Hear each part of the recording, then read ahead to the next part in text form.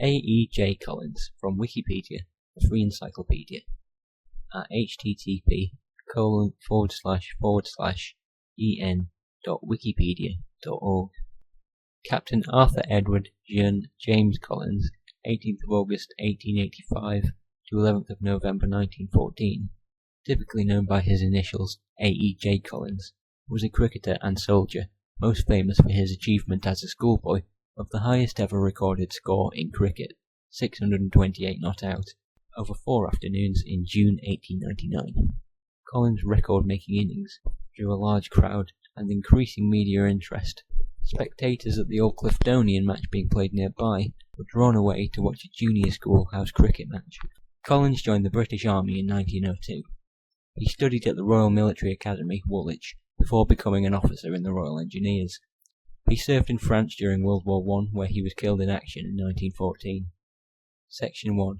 Early Life and Education. Collins was born on 18th of August 1885 in Hazaribagh, India, to Arthur Herbert Collins, a judge in the Indian Civil Service, and Mrs. Esther Ida Collins.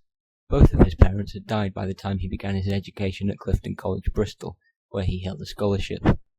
He joined Clifton College in September 1897, becoming a member of Clark's House, although he later moved to North Town House.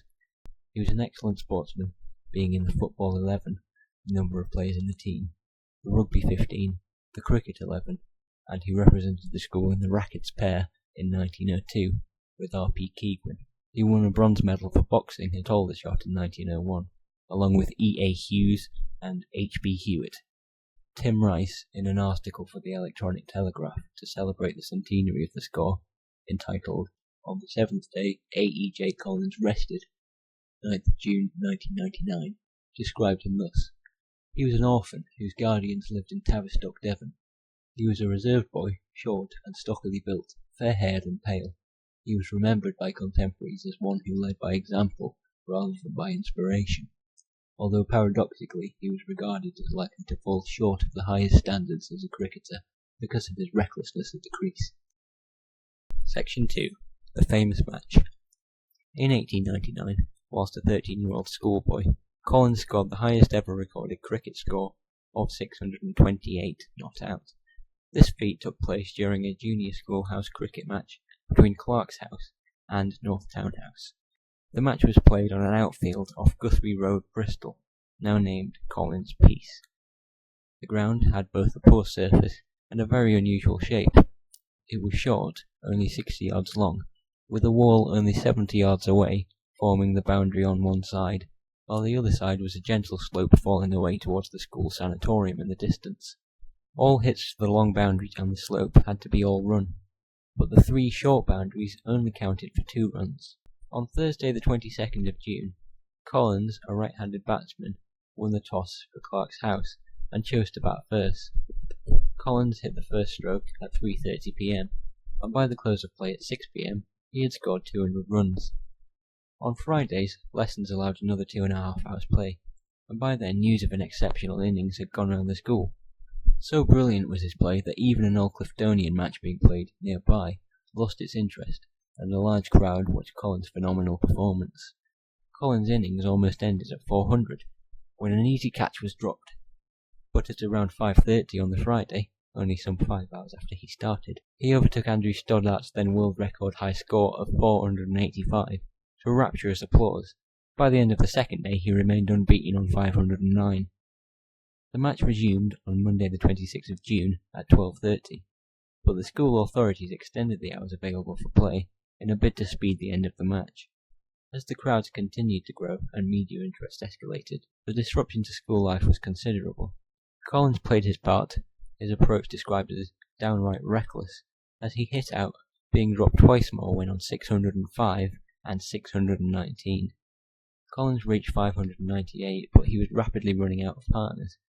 On 27th of June 1899, after just 25 minutes play, Collins lost his final partner, Thomas Redfern, caught by Ellison Fuller Ebrill at point for 13, with his personal score on 628. Collins had played less than 7 hours cricket, carrying his bat throughout his side's innings.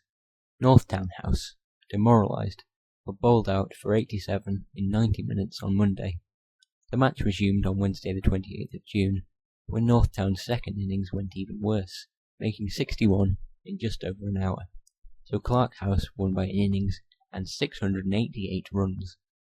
Collins showed some ability as an all-rounder, with his right-arm medium-pace bowling taking 11 wickets for 63 runs. The scorebook still hangs in the pavilion at Clifton, but the task facing the scorers was unenviable.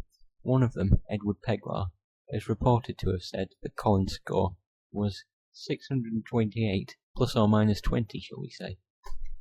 The other scorer for the match was J.W. Hall, whose father had batted with Edward Tilecoat in 1868, when he had set an early world record unbeaten score of 404, also at Clifton.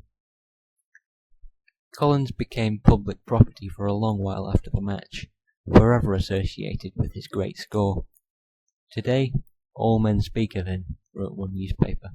He has a reputation as great as the most advertised soap. He will be immortalized. After leaving school, he never wanted to be reminded of his famous innings. Nevertheless, he has been remembered well beyond his own lifetime. Section 3. Military Career. Collins chose to follow an army career, passing his entrance exams to the Royal Military Academy at Woolwich in September 1901, and joining up the following year. He represented the Royal Military Academy at both football and rugby, and was commissioned as a second lieutenant in the Royal Engineers. Despite the limitations on his sport that the military service caused, he played at Lord's, scoring 58 and 36 runs in the 2 innings. He joined Clifton Rugby Football Club in February 1905, but never rose above the second 15. He served with the 2nd Sappers and Miners in India, and was promoted to lieutenant in 1907. He married Ethel Slater in spring 1914, and was sent to France when World War I broke out later that year. He was killed in action on November 11, 1914, at the Battle of Ypres, while serving with the 5th Field Company, Royal Engineers, at the age of 29. His body was never found, but his name is recorded at the Menin Gate Memorial in Belgium. Before his death, he had been mentioned in dispatches. His brother Herbert, also an old Cliftonian, was killed in action in 1917.